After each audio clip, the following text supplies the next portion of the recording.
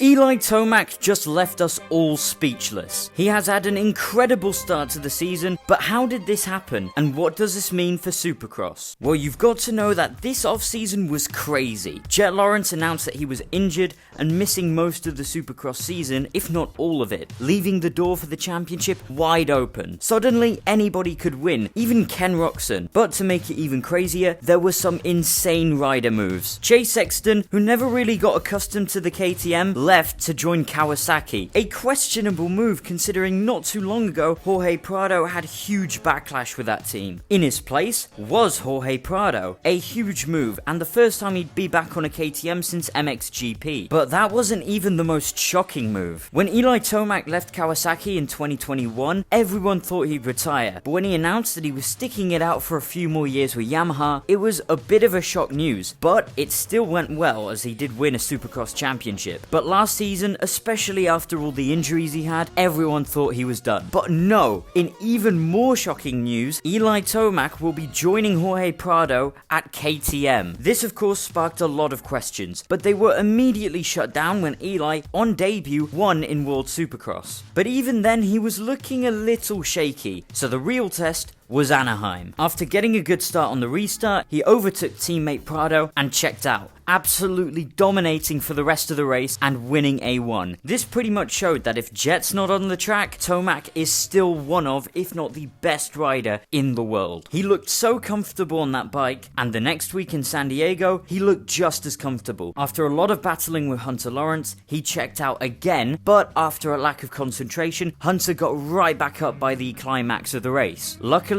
Eli's composure made up for it and he managed to bag his second win in a row along with the red plate. This was already a great start for the Colorado native, but A2 was gonna be a bit tricky. It was immediately obvious that he didn't have the speed compared to the previous 2 weekends and he was getting outpaced by Chase Sexton. He did find form in the main event and was up there in the fight for the win, but had he not made the mistake with a bad run through the whoops whilst trying to pass Jason Anderson, he would have definitely gotten past and maybe even fought Chase Sexton for the victory. Instead, he had to settle for a third place. Still good, but it proved that he maybe wasn't unbeatable after all. Even then, this has been an incredible start to the season, and he has proved to everyone that he is a long way away from retiring. But what about the guy that just beat him in A2? Chase Sexton has pretty much had the opposite effect to Eli Tomac. In A1, he crashed in the heat. In the main event, he went off multiple times and had an overall terrible debut on the green bike. In San Diego, he did the most Chase Sexton thing ever, hitting the gates on the start. Then he made a comeback, taking out Cooper Webb in the process, and overall having a good race. But he has made these mistakes before. But in A2, he finally got it together, took the lead,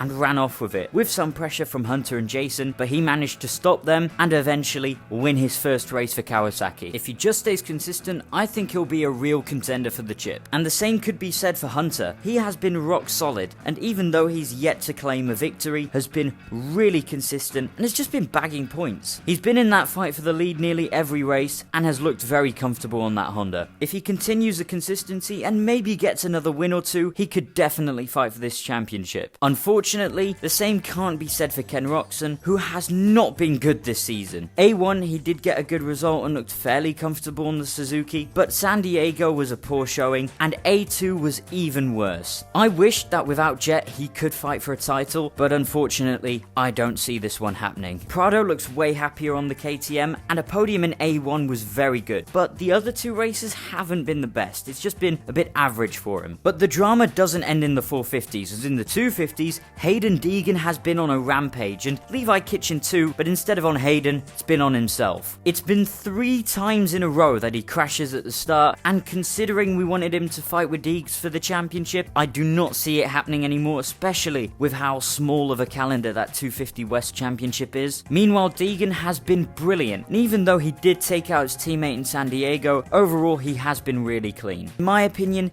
it was a fair move. It wasn't dirty by any means, but I feel like considering it was his teammate, he could have been a bit cleaner. So that wraps up a crazy start to Supercross. We've seen so many shocks, so many unexpected moments, and a lot of battles as well. The competition is super fierce, and this championship in both divisions should be really good.